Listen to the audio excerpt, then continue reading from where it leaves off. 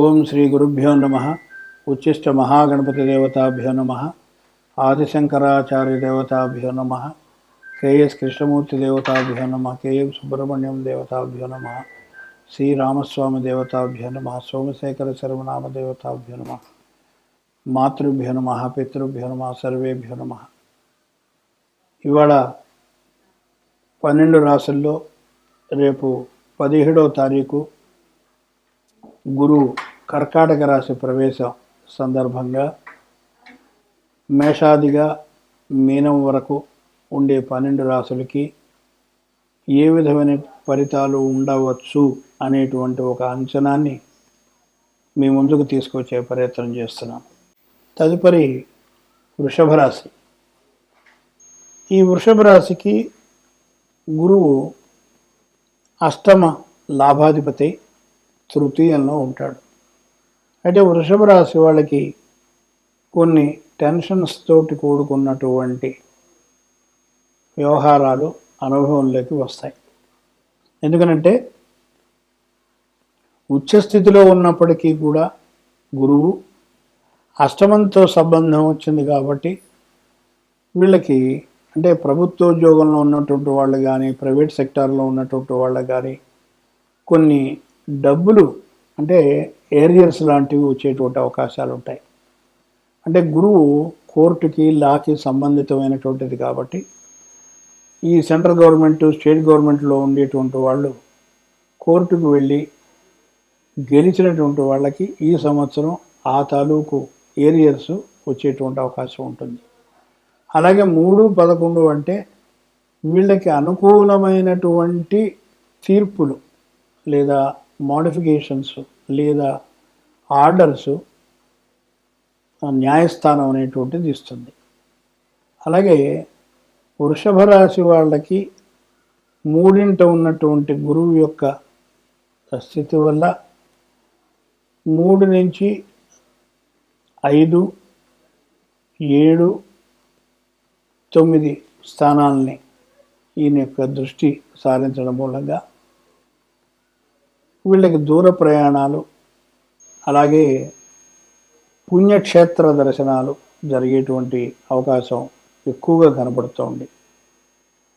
ముఖ్యంగా గురువు విస్తృత కారకుడు కాబట్టి ఈయనకి ఈ రచనా శైలి కానీ లేకపోతే రచనలు కానీ లేదా ఇంకేదైనా ఒక రీసెర్చ్ ఓరియంటెడ్ సంబంధించినటువంటి ఆర్టికల్స్ కానీ రాసి దానివల్ల వీరు లబ్ధి పొందేటువంటి అవకాశం కనబడుతోంది. ఇంకా వీరి యొక్క గురువు యొక్క నవమ స్థితి నవమ దృష్టి ఉండడం మూలంగా అంటే కుంభరాశి మీద మీనరాశి మీద స్వరాశి మీద వీరి యొక్క దృష్టి ఉండడం మూలంగా అది ఈ రాశి వారికి 11వ స్థానం అవ్వడం మూలంగా ఈ సంవత్సరం వీరికి ధనయోగం ఉందని ఒక విధంగా చెప్పవచ్చు. దీనికి ముఖ్యంగా గురువుకి వీళ్ళు కంపల్సరీగా ఈ దానము జపము హోమము గురువుకి చేయించడం చాలా ఉత్తమం అని చెప్పి సూచనగా చెప్తున్నాం. ఇది వృషభ రాశి వాళ్ళకి ఈ సంవత్సరం జరిగేటువంటి క్లుప్తమైనటువంటి సమాచారం. మరొక విషయం, ఈ ఛానల్ ద్వారా 12 రాసుల వాళ్ళకి ముఖ్యంగా ఏ రాసుల వాళ్ళు జాగ్రత్తగా ఉండాలి అనేటువంటి విషయాన్ని మరొక్కసారి మనం చర్చించుకుంటే మన ఉభయులకి ఎంతో ఉపయోగదాయకంగా ఉంటాయి. అంటే చెప్పినటువంటి దాని యొక్క సత్ఫలితం మీరు పొందాలనేటువంటి ఉద్దేశంతో దీన్ని మళ్ళా చెప్పడం జరుగుతుంది. మనకి ముఖ్యంగా మొట్టమొదటిగా వృషభ రాశికి అష్టమ భావ సంబంధం వచ్చింది కాబట్టి అది కొంత ఇబ్బంది కలిగించేటువంటి కార్యక్రమం. అంటే వాళ్ళకి సమయం అలాంటిది. ఎప్పుడూ నా మాస్టర్ అంటే కాదండి, మీకు ఇంచుమించు డిసెంబర్ దాకా ఈ ఇబ్బంది ఉండేటువంటి అవకాశం ఉంటుంది.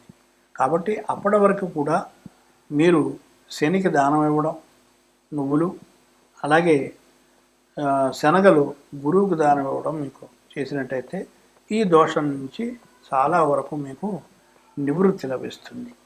తర్వాత మీకు సింహరాశి వాళ్ళకి మనం చెప్పుకున్నాం. 5-12 అని ఎప్పుడైతే వచ్చిందో ఇది కొంచెం కష్టకాలం వీరికి అని చెప్పినా, మీరు ముఖ్యంగా సింహరాశి వాళ్ళు ఆదిత్య హృదయం, ఖడ్గమాలా స్తోత్రం చేస్తూ కుజుడికి రవికి గోధుమలు తర్వాత కందులు దానం ఇస్తే కొంత ఉపశమనం జరుగుతుంది అనేటువంటి భావన మీకు తెలియజేస్తుంది.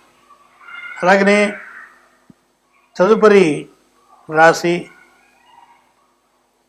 ధనుర్రాశి. 1-4 అధిపతి అయినటువంటి గురువు అష్టమంలో ఉండడం అనేటువంటిది కొంచెం ఇబ్బందికరమైనప్పటికీ కొంతమందికి, అందరికీ ఉంటుందని చెప్పను నేను. ఈ అష్టమం అనేటువంటిది కొంతమందికి ఉంటే చతుర్థం అష్టమం కాబట్టి కొంత విద్యలో ఏదన్నా ఇబ్బందులు ఏర్పడేటువంటి అవకాశం ఉంటుంది. కాబట్టి ముందరగానే మనం జాగ్రత్త పడి దానికి తగినటువంటి చర్యలు మనం తీసుకున్నట్టయితే మనం మంచి ప్రగతిని పొందేటువంటి అవకాశం ఉంటుంది. కాబట్టి అష్టమాన్ని మనం అలా అనుకోవడానికి లేదు. అష్టమం అనేటువంటిది సడన్ అన్ఎక్స్పెక్టెడ్ మనీ కూడా అష్టమం, అంటే అకస్మాత్ ధనం అనేటువంటిది మనకి చెప్పదగినటువంటి విషయం.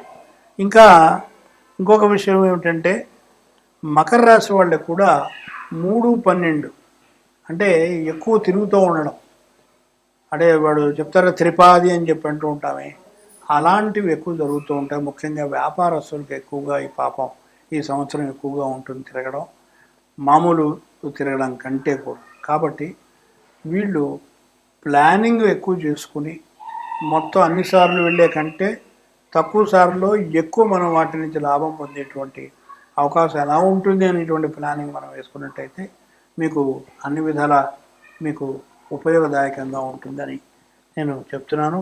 అష్టమం 12వ భావం వచ్చింది కాబట్టి 12వ భావం అంటేనేమో హాస్పిటలైజేషను ఇలాంటివి ఉండవండి.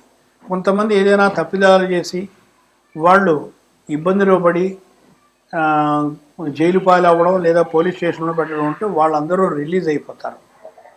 వాళ్ళందరికీ బెయిల్ రావడం, రిలీజ్ అవ్వడం, ఒక్కొక్కటి కార్యక్రమాలు స్టార్ట్ అవుతాయి. తర్వాత రీఇన్స్టేట్ అనేటువంటిది కూడా నెక్స్ట్ ఇయర్ కల్లా అయిపోతుంది, ఎవరైతే ఉద్యోగం పోగొట్టుకున్నారో వాళ్ళు కూడా. ఈ విధంగా ఈ రాశులు, ముఖ్యంగా 12 రాశులు, ఈ ముఖ్యమైనటువంటి రాశులు మాత్రమే మనం చెప్పడం. కానీ అందరూ కూడా గురు చరిత్ర పారాయణం చేయడం 12 రాశుల వాళ్ళకి కూడా మంచిది.